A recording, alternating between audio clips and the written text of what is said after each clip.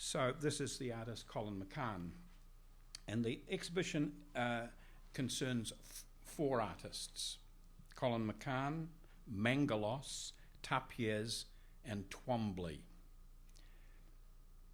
These four artists are contemporaries, born between 1919 and 1928.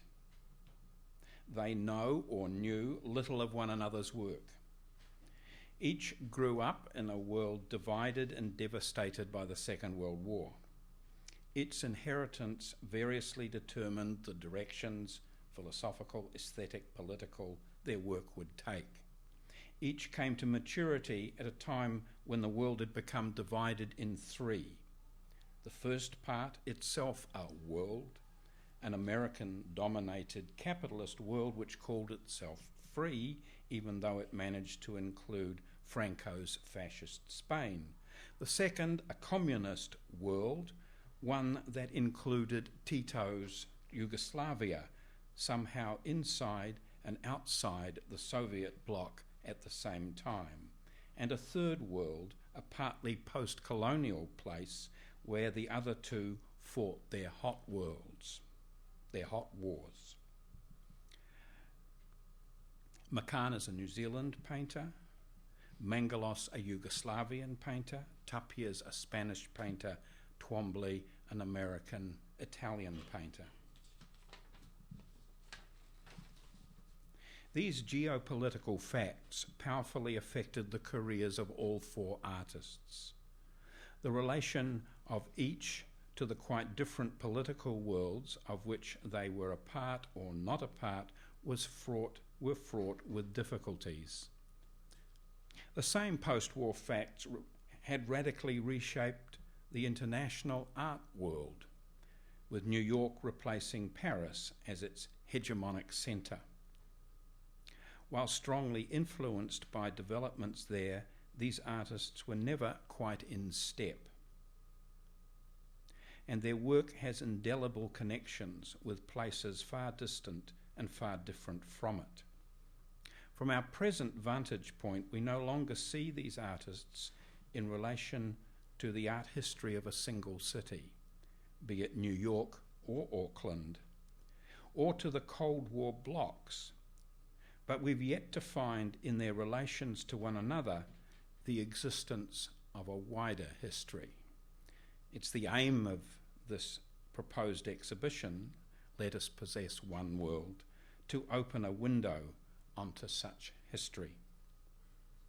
The question my exhibition proposal raises is whether or not the present remoteness from one another of its four artists, remoteness in their stature or in the meaning of their work, should still stand. Cy Twombly is a major figure. He's just turned 80, I think, and he's had a massive retrospective exhibition in New York, which has toured to other major centres. He is a colossus in contemporary painting and art. Tapies is certainly a widely known and artist internationally of his generation. McCahon and Mangelos are unknown, unheard of artists, more or less internationally. A successful selection of works from these four artists will be one which finds in the comparisons and contrasts offered a surprisingly coherent exhibition.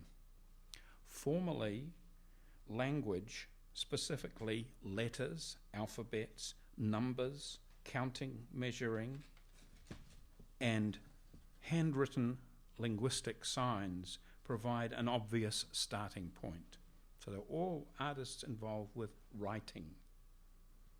This linguistic extension of gestural abstraction, with which we associate much abstract expressionism, was an early refusal of the limits of formalist criticism, the limits that they would impose on content. And with the importation of pre-existing texts into the work, this extension becomes a full-blown literary heresy. McCahon and Twombly turn to Judeo-Christian and Hellenic sources of Western culture. Mangelos to the philosophical tradition in which he was trained. He wrote and published poetry. Tapies developed an intimate connection with Catalonian literature and history. McCahon with New Zealand poets and Maori texts. Twombly with 19th century poets in particular. In each case, a nexus of past and present, global and local, has political and philosophical ramifications. For all the obligatory abstractness of their work, self-reference is comprehensively complicated and replaced by literary reference. A related common feature is an early 70s response to the conceptual or arte povera work of the time that produced a significant segue in each artist's career, which both broadened and deepened the literary turn in their work. It consolidated their idea of painting based on a semiotics of the gesture or mark-making that equally exploited its iconic, symbolic, and material indexical potential.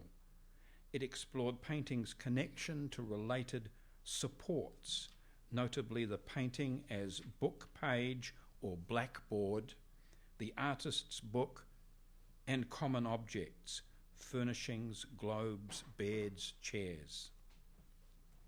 Secondly, the works of all four are variously engaged in a politics of place.